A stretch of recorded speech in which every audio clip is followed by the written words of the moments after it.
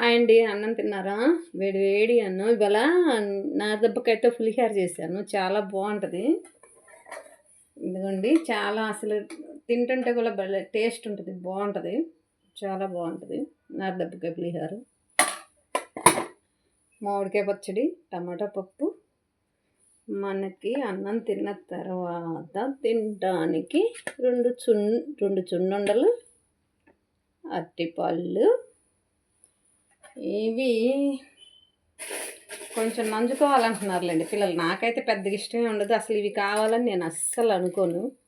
మా పిల్లలకి కావాలంట ఇవి నంజుకోవడానికి. బట్ అవి ఒక తిండి ఉండాలంట పైన. నేనైతే పచ్చడి పప్పు ఉంటే కొంచెం నెయ్యి వేసుకుంటే కడుపు నిండా తింటా. నాకు దేంతో పని లేదు. ఈ పులిహోర అయితే నాకు చాలా ఇష్టం. నిమ్మకాయ పులిహోర ఇష్టం ఉండదు.